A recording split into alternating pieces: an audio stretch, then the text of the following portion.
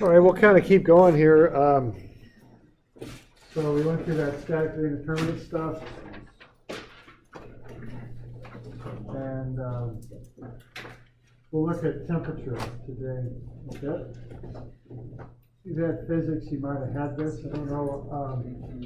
What materials have is a coefficient of thermal expansion. So for a given temperature change, they'll change shape by a certain amount that you can predict. And we're concerned with that, both for the shape of the materials, but also if they start expanding and contracting and are prevented from doing that, they start to build up stresses. So we want to look at that too. So I'm on page 250 is where I'm at.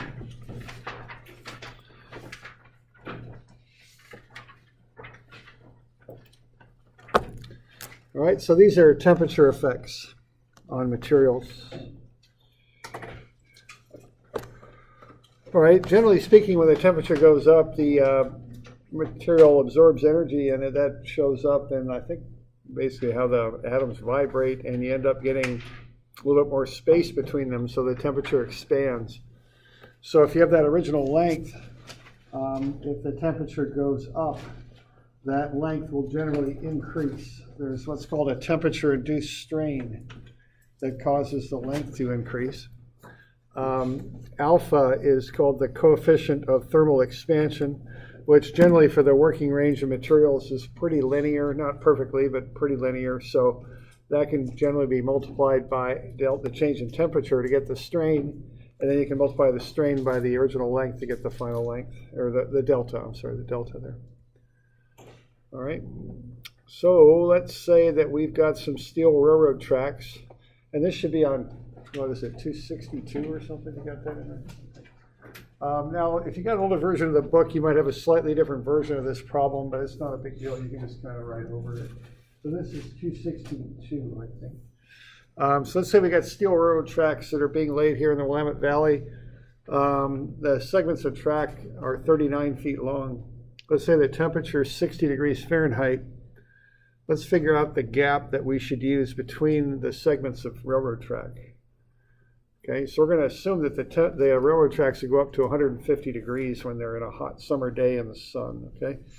And we're at 60, so we want to figure out how much of a gap to put into the tracks so that it won't interfere with each other, because if the tracks get too hot and they expand too much, they'll start to push on each other, these different lengths of track. And sometimes they'll buckle like what you're seeing there, and that's obviously a lot of trouble right there. So we want to avoid that by leaving enough space between the tracks so when it reaches that maximum temperature, they won't interfere with each other and start to push on each other. Okay? So that's what we got. So what we're going to have then is 39-foot lengths of track, and we've got some sort of gap between them. And we want to figure out what should that gap be. That's the idea, all right? And as I say, if you got an older edition of the book, like from maybe the winter, which, you know, I use the older ones as I go ahead there, you might have a slightly different version of this in your book, so just be sure to change that, okay? So the old version, the question was to develop a full algorithm. We're just going to figure out a gap length is all we're going to do on this one. All right. So what we got there is a length of track and then a gap and a length of trap and a gap, et cetera, et cetera. All right. So so the first question is, how many gaps should be assigned to each length of track?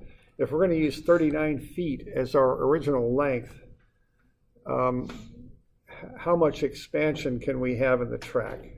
So how much of each of those gaps would be assigned to each length of track? How would you kind of work out that ratio, I guess is what. 2, 1, 1, okay. Yeah, why don't we have a look here and see what's going on with this. What's going on with this is each length of track can take up half the gap on either side, okay? Because what's happening when that temperature goes up is, of course, both sides will expand. This side will get longer. and so will that. And the same thing will happen over here. So what you end up with is two half gaps, one on either side of your length of track. So the two length half gaps get you one gap per length of track, if you know what I mean there, okay? So it just works out to be one gap per length of track. That's fine. Okay. All right, next thing to do would be to find the change in temperature. All right, so we know we got one gap per length of track. Find the change in temperature, and that's not too awful difficult. We're at 60, we're going to go up to 150. So we should be able to get that change in temperature. So we have to design those gaps for a 90-degree change in temperature. And the original length will be one length of the track, which is 39 feet, okay? So we're going up by 90 degrees.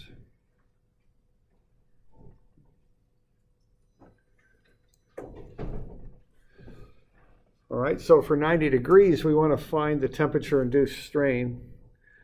And hopefully I've got that coefficient of thermal expansion on there, which is 8 times 10 to the minus 6 per degree Fahrenheit. That top term is unitless because we're going to find the strain with that. So basically what we're saying here is that for every degree Fahrenheit, the track is going to get 8 times 10 to the minus 6. It'll expand by that amount. That's a proportion based on the original length is what that is. So if we got 90 degrees Fahrenheit of change, we're just scaling that up by 90. So we get 720 times 10 to the minus 6. That's the strain. And that's a unitless number. That's what it is. Okay, there's no units on that. Yeah, question there. How did you get alpha? I'm sorry. Did I not put that on your copy? I may not have done that. No. That's too bad. Okay, I should have. Yeah. So that's just a given. Yeah, it's a given. Right. Yeah, that's my bad. So that copy you have doesn't have alpha on it. So alpha is a known. It's a given.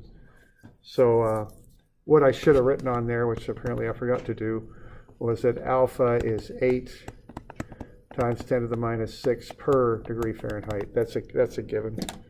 Okay.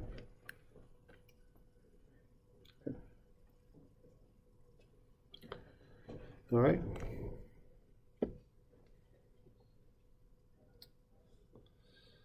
All right, so there we got the strain, and then once we got the strain, we can find the required gap. Okay, now what the gap is a length. It's a certain number of feet or inches. I think I'd probably go into inches on that.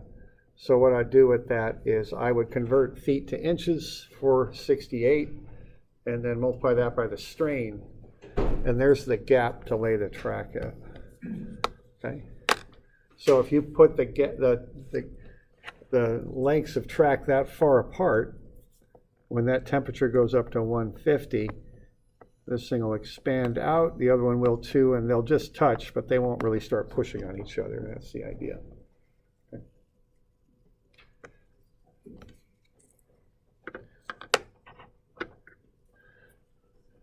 Now, there's all different kinds of railroads now, of course. I mean, I remember being on railroads where you could hear the tracks kind of clack as you went over them. I think they lay them out a lot longer now, especially the high-speed rail. I do think that the joints on the tracks were designed in a certain way to kind of work through this temperature expansion, where they were kind of designed like that.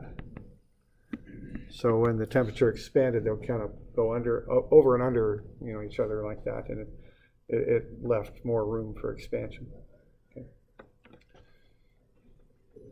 But not a foolproof solution. You can see what happened there. That's a real picture there, and that's not so old of a truck where, that's not too long ago.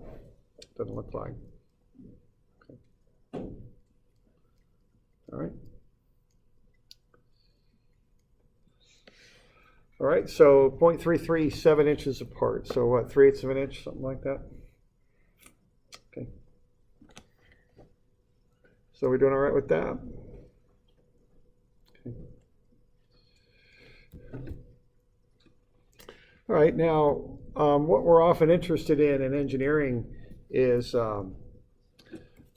stress, okay? So let's have a look at what happens when we constrain an object. I'm back on 250 is where I'm at. if I've got an object there that's in between two walls, so we're going to assume the walls don't change shape with temperature, just that bar in between. The way I look at this is I look at the length of the bar at the final temperature. So let's say this temperature is going up. That bar is going to try and extend into the wall is what it's going to try and do. Of course, it can't do that, but that's what it's going to try and do. So as a result of that, the wall is going to have to push it back to get it back to the original length. That's how I think about this in my mind when I work through one of these, all right? So I think of the final temperature as giving me the original length of the bar, and then it's up to the wall to push it back to its original length. That's kind of how I think about it. So if that temperature goes up, that bar is going to be in compression. It's trying to get longer. And the wall prevents it from doing that. So what I'd look at would be that delta, and then find the force or stress or whatever I'm looking for based on that delta right in here,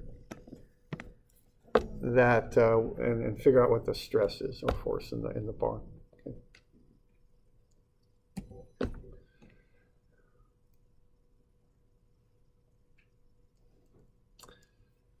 All right, so let's have a look at this example here. So let's say we got a bar, kind of like a beam up against a post, and we've got that wall over there. So I've kind of jumped ahead again. I guess I'm on page 270 is where I'm at.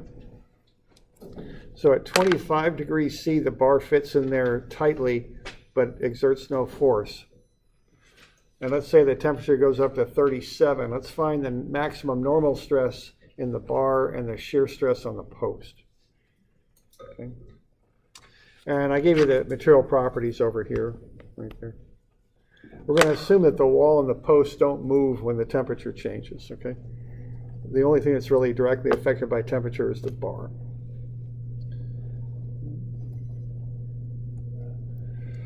All right, so I'll start off just by getting some basic information that I might want to know: the area of the bar, the area of the post, and the change in temperature. So I just figure all that stuff out.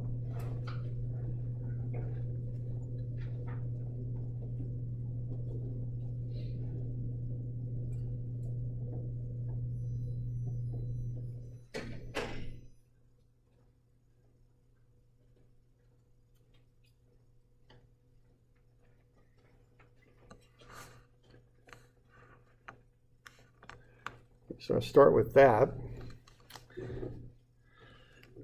And then I'll look at the strain caused by that change in temperature and figure out how much the bar would lengthen by if that strain were applied. So the area of the bar there is 0.0048 square meters, and the area of the post is 0.0072, and the change in temperature is 12 degrees. Okay. All right.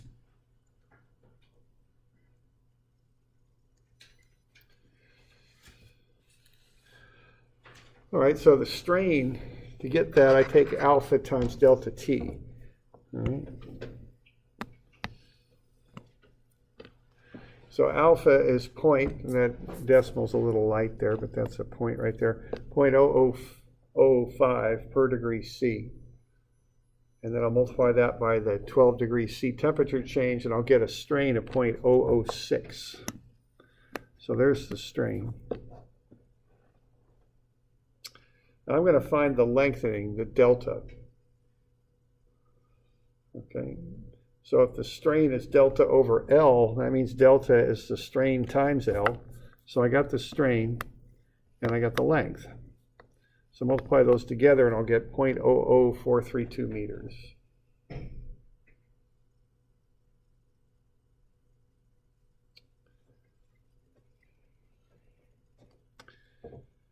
All right, so once I've got that, I've got delta now. I know that delta is PL over AE. Well, P over A is sigma, that's the stress, see?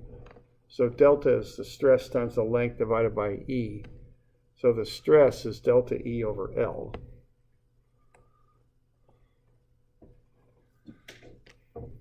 So what I'm doing there, I'm just combining P and A to get sigma, is what I'm doing, okay?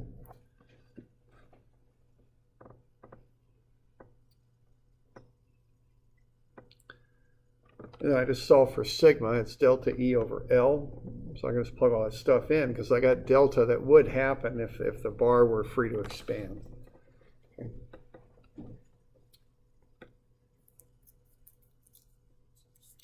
So that's 1.68 times 10 to the 6th. So that's 1.68 megapascals. So that's the stress in the bar.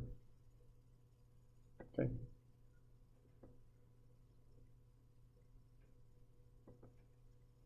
You all okay with that? You got any questions?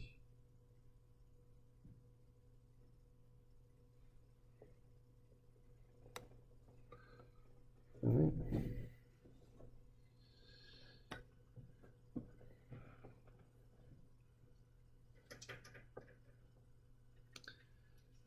All right, so we got that. So that's the normal stress in the bar. Now what's going on here is that bar is going to start pushing on the post.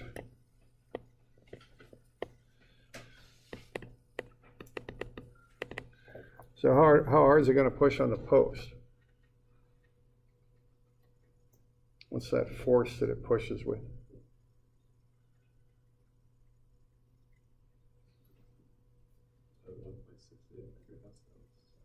Yeah, that's a stress. What do we got to do to the stress to get it to a force? Yeah, right. Multiply it up by the year. Okay, so why don't you go ahead and do that? Just get that thing factored up by the area, and that'll get you from stress to the force.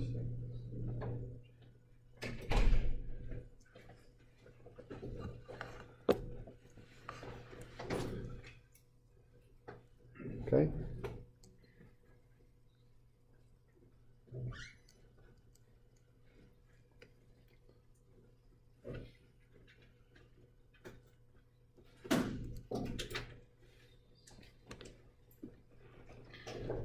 So we want to get the force next.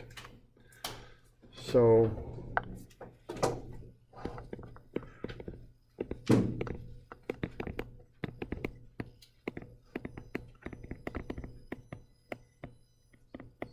see, because stress is newtons per square meter, and then we want to multiply that by that area.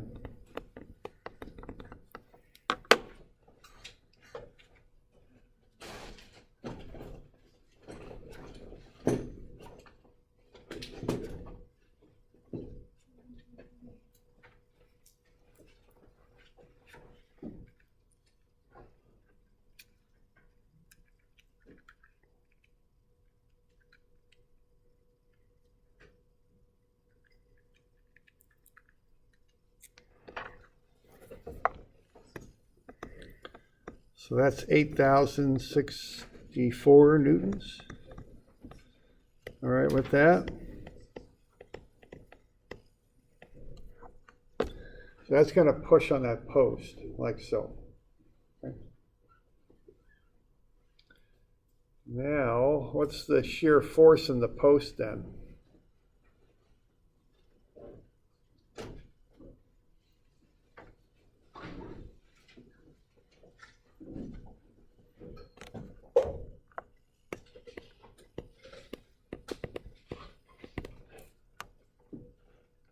So if the bar is pushing on the post that hard, what's the shear force in the post?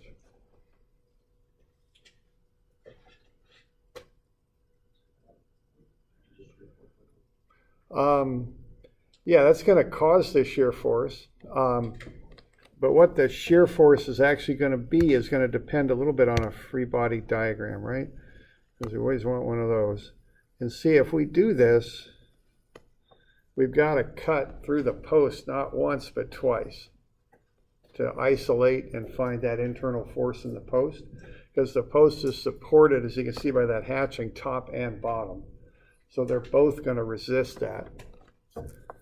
So what's going to happen there is you're going to get shear forces on either side, because it's supported top and bottom. So that's what's going on there. So you got to be a little careful on that. The shear force is actually going to be half of 8,064 because there's a shear force on the top of the bar and one on the bottom. So you have to account for that. Okay.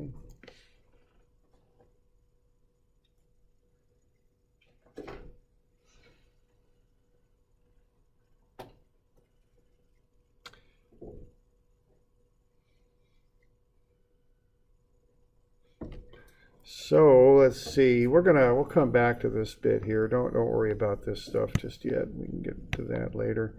All right. So we got the force in the bar is 8,064, and then we've got sum of Fx is 0. It's 2 times the shear force in the post minus that force that's applied. So that's 4,032 newtons. So to find the shear in the post, you take that load divided by the area, and that gets you the shear stress in that post. Right? So we're just going back to doing that free body diagram sort of analysis like what we did.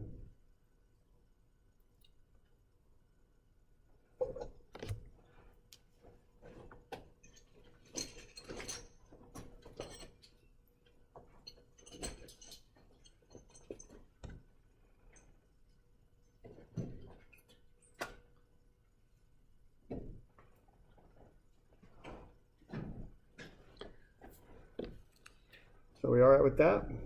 Okay. Again, just some working through kind of step by step for that analysis. Okay. So we kind of started off with those basic material properties, and then we did the little bit more with that. We did deltas, PL over AE, and accounting for that when you got multiple loads applied, and now we're doing temperature effects. So again, we're just working on, it's a little bit more advanced properties. Here's what we're doing. Okay.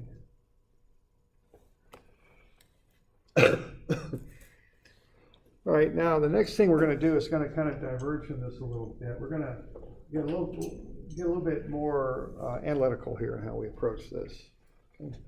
So let's, if we're good with this, why don't we kind of move on to the next one here. And the next one is axial loading. Okay. And we want to take a little bit closer look at what happens when we apply a straight axial load. And it's actually going to be a little bit trickier than what we might have thought from what we've been doing in the class so far. So we'll have a look at that. Okay.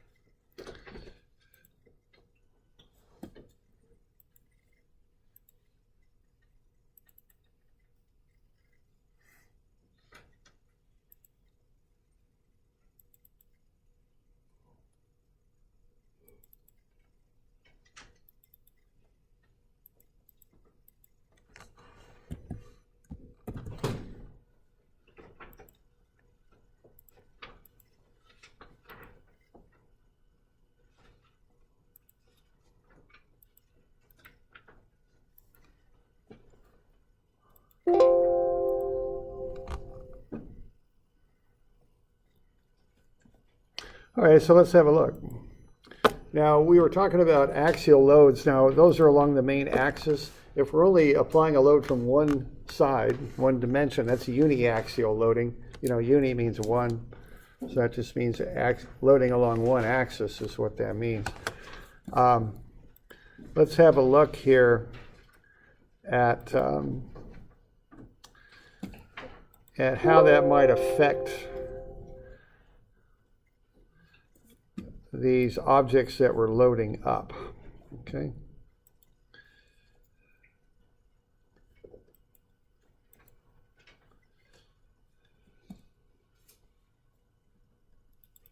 And what we load up here, they're called coupons. They're just milled down pieces of metal or whatever it is we'd like to be testing. So what we have here is just a couple examples of that. And the one on the left, to me anyway, makes a little bit more sense here, because what I'm doing here is I'm just pulling on it. So if I take a sample and I give it what we call, an axial load, and I just pull on it, it's going to break straight across. I mean, that makes perfect sense. So if I pull on it this way, it just breaks straight across. Okay, it's the one on the right that's a little odd if you look at it, because this is the same sort of thing. It's just put on one of those hydraulic loading devices, and they pull, and it breaks. There's nothing fancy going on there. But look at that angle at which it broke. It's not straight across. And that's not an accident. I mean, that happens all the time with different types of metal. It's kind of specific to the type of metal that you use. But a 45-degree plane break is pretty common with these samples. So what we want to do is have a look at why that's happening. Because this is, we're going to start kind of changing modes in this class and getting into some of this stuff where we look at some of these more complex interactions that occur within the materials. Right, so the key point here is, even though we're pulling straight on this coupon here, it's breaking not straight on, but at a 45-degree angle. And that's a pretty consistent thing that'll happen. That's just not some accident that occurred this one time. So let's figure out why that's happening. What's going on? Okay. Now to do that, let's have a look at whatever page that is, 278. So 278. Let's start with this. Let's take a bar and let's not pull straight on it. Let's pull at an angle. Let's say we're going to take this post, we attach it down there at the base, and we pull with 500 newtons at 60 degrees. And let's figure out the normal stress and the shear stress on that face. Okay. So let's figure out what's going on in that standard cross section. So what do we got for an area there?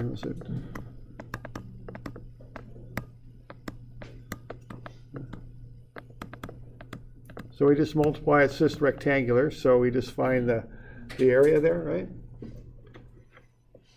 So 0.0024.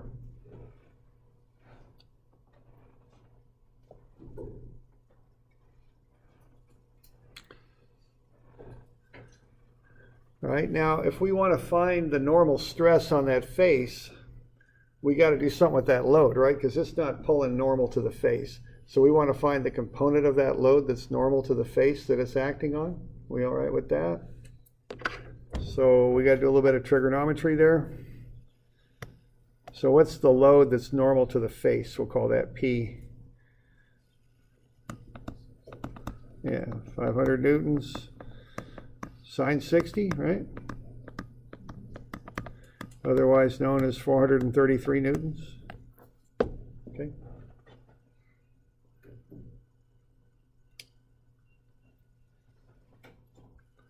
And then to get the normal stress, we just take the 433 newtons and we divide it by that area. And that'll get us the stress on the face. So if we've got an angled force, we do a little bit of trig there. Figure out the force that's normal to the plane, divide that by the area of the cross section or plane, whatever you want to call it, and you'll get the stress. So in that case, it's 180,422 newtons per square meter. Okay.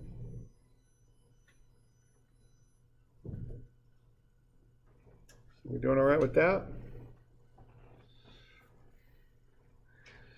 How about the shear? How would we find that? What would the shear on that cross-sectional face? What would we do? Yeah, same sort of deal, right? Be cosine 60 this time, right? 250. Divide that into the area. all right? So just a bit of trig there, not, kind of the stuff you learned in statics, no big deal, right? I hope. So 104,167 newtons per square meter.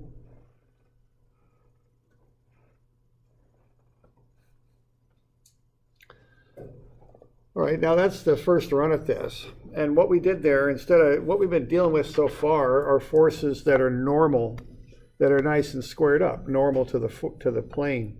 But the forces aren't always normal to the plane. Sometimes they're at angles, okay? And if that's the case, you just do a little bit of trigonometry there. Now down below, so we good with that? Doing all right? Okay. Now we can do the same sort of thing if we use a straight-on force, but we look at an angled plane. Okay, are you with me there? So see, what we've been doing so far is always finding the stress on this plane, which makes perfect sense because that's the main plane that we're dealing with when we design something. But we could look at any plane we wanted, and just with a bit of trigonometry, we can find the stress on any plane we want. Okay? So I can look at any angled plane in there I want and find the stress on it. And what I'm going to do, I'm going to use trig again to find the component of the force normal and parallel to that plane. Okay. So what's the cross-sectional area of this angled plane? What are we going to do with that?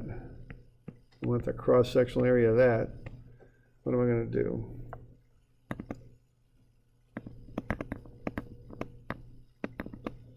How does that relate to the area of the standard plane?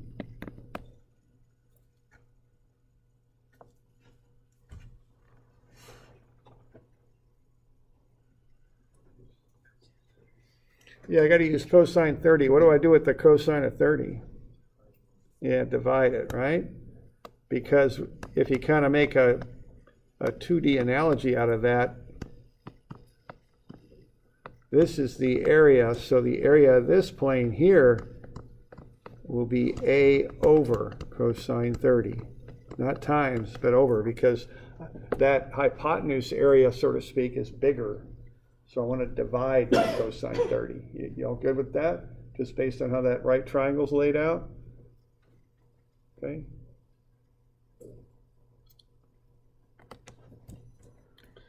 So I'm going to take the standard cross-sectional area and divide it by cosine 30, and that'll get me the area of that angled plane. Okay. So I got to do trigonometry once to get the area of the plane that I'm looking at.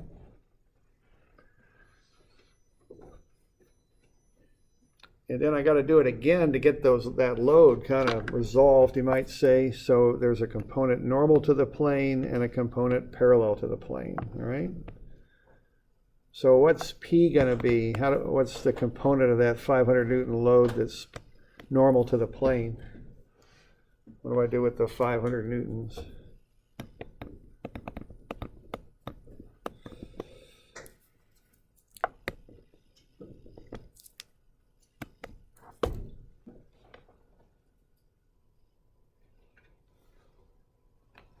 A little bit of trigonometry again there. What's that? Yeah, I think we're going to have to, let's see. I don't know if we're going to divide this time because the original force is now the hypotenuse. So what I'm going to do is, you know what I'm saying? Yeah, just multiply. Because now I'm going to do a form like that. You really do have to pay attention when you're running this trig around. What's the hypotenuse? So that's the hypotenuse. And this angle here, I think, is 30, and that one's 60. You could use either one, but what you want, and I'm sorry, this I mislabeled. That's not P. That's 500 there is what it ought to be. I just scale that thing up. So that's 500 newtons. That's P. It's V. And that's our right angle. Okay, that's what's up. Okay. So if I want P, I just take sine 30 times 500. Excuse me, sine 60 times 500. Or you could use cosine 30 times 500. Either one. You get the same answer. It's 433.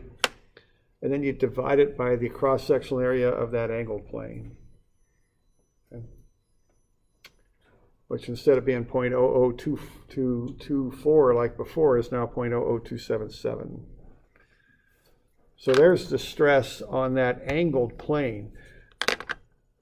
So where I'm going with this is when we have these angles involved, we have to use some trig. And the first example is somewhat straight up. It was like what you've done in statics, where we just took the angled force and found the vertical and horizontal component of it. But you could also kind of flip that a little bit. Take a vertical force and use trig to find the components normal and parallel to the plane over which you're going to have it act on. Okay. And then we can do the same thing for the shear, same deal, except you use cosine instead of sine. So the component of that force parallel to the plane is 250.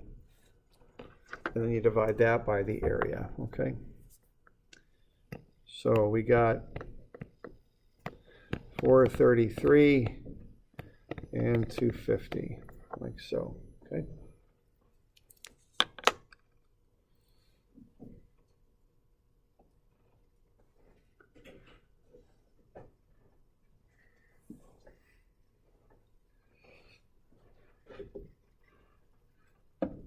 So that's kind of a mode we're going to get into. We're going to start looking at forces and stresses on different planes that act in an object. That's what we're up to. All right.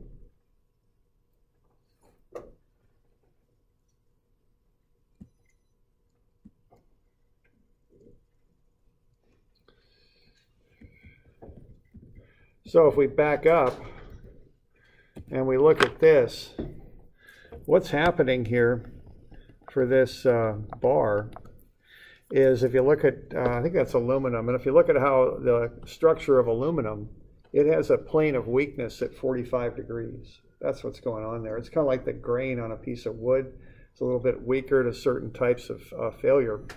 And if you pull on this thing, for equilibrium, what you get is a shear that acts on that plane and a normal stress. And actually that plane primarily sheared is what it did. Okay? Even though it's odd, it's a straight on pull, but given the weakness of that material at that particular angle, what it did was it sheared on that plane.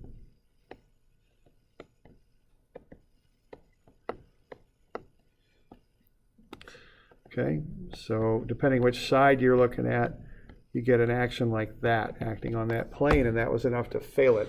That was a weaker plane, so as that load increased and increased and increased as they were running that test, that was the plane that gave out first. So it doesn't have to be the straight plane that gives out first. It could be another one that's weaker. And so if you're looking at these materials and how to design stuff, you want to be looking at all of the possibilities, you know. That's kind of what's up. So we're good with that. Little different mode now. We're going to get into some looking at angles and throwing some trig around and doing all that. All right.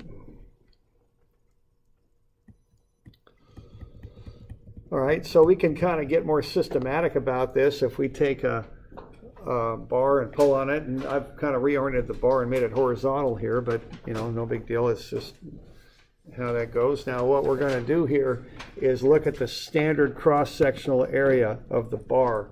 See, we want to get a standard formula. We don't want to be messing with finding the area of each angled plane in there. We're going to incorporate that into the formula. So we want to base everything on the standard cross-sectional area of the bar. So this bar has an area of A, cross-sectional area.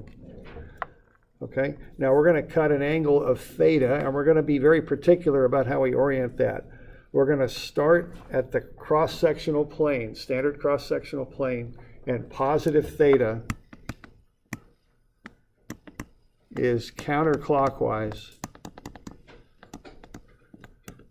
from the standard cross-sectional plane. That's how we're going to define that, because we're going to build a formula here, so we need to be very specific about how we're orienting things.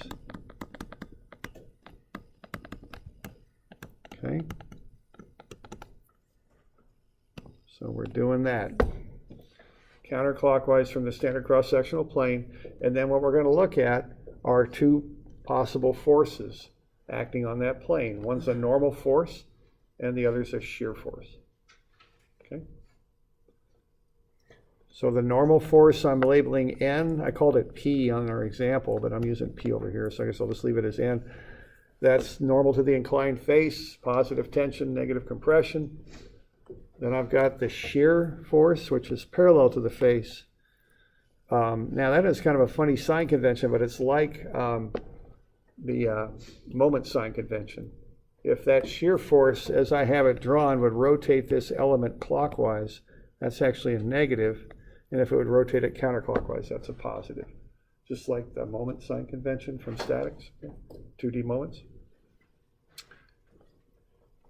And then S is the area of the inclined face. S cosine theta is the standard cross-sectional area, A. So S, the area of the inclined face, is A over cosine theta, just like what we just did there a minute ago in that previous example. Okay. So what we're going to do here is set up some equilibrium equations.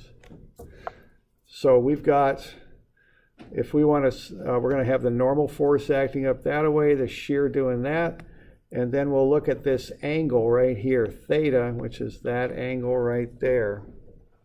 That's between the vertical and the shear, basically. If I project the normal axis back, this angle will be the 90 between the normal and the shear minus that angle theta, so 90 minus theta. And then if I look at the angle between the load P and that angled plane, that'll be theta again, okay? So there's a little bit of a diagram showing the angles. So I've got a little bit of a derivation for the equations here because we just want to be able to plug stuff into an equation and get this stuff figured up.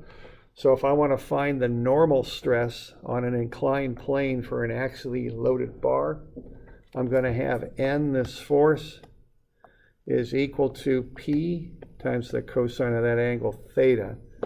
That's just based on a statics relationship there. So that deals with the forces, just doing equilibrium. So N positive up minus P cosine theta going back. Notice the shear makes a 90-degree angle in here, so it doesn't enter into the equation run on that normal axis. Okay. So N is P cosine theta. Those are forces. I want to deal with stresses, so I divide out the angled cross-sectional area, the area of that face right there, which is S. So N over S is the normal stress on that plane. What S is A over cosine theta. So I got P cosine theta divided by A over cosine theta. So the cosine theta can come up, and that'll become the normal stress theta is P cosine squared theta divided by A. The A is the standard cross-sectional area. And that's the form of the equation I've got on the formula sheet for an axially loaded bar. So theta is P cosine squared, excuse me, sigma, the normal stress is P cosine squared theta. Theta is that reference angle divided by A. Now, back in the old days with slide rules and such, they didn't like squaring things, so they threw the half angle formula into this. So cosine squared theta is 1/2 1 plus cosine 2 theta. They'd pull the 1/2 out and get this formula. But I like this form because we don't use slide rules anymore. So that's a little quicker, the top one. So that's the one I've got listed. Either one works. Okay.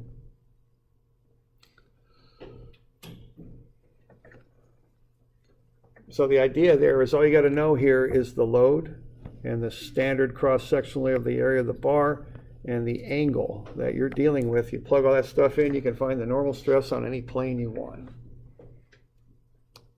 Okay. You can do the same thing for shear. Just do an equilibrium analysis in the shear direction now. So P sine theta, that'll be that component. I'll call that positive minus V, which is the shear. So V is P sine theta. Those are forces. To find the stresses, divide out the cross-sectional area of that angled plane, which is S. V over S is the shear stress tau.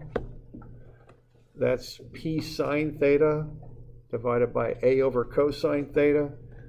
So that's P over A times sine theta cosine theta.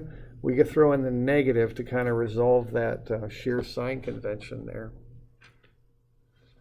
Okay, so minus P over A sine theta cosine theta is the shear stress on any plane. But we like to throw another half angle formula in there. Sine theta cosine theta is 1/2 sine 2 theta. So that becomes minus P over 2A times sine 2 theta. That's the usable version of the formula that we employ right there. Okay. So the deal with this stuff is that if you know the load you're applying, the cross-sectional area, and the angle you're interested in, you have these two formulas you can just throw that into, and you come up with the normal and shear stress on any plane you want. That's kind of the bottom line there.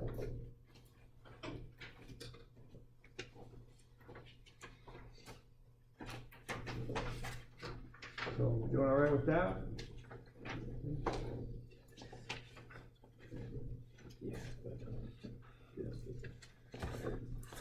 All right, how about a couple more of these to do? So 172 and 173.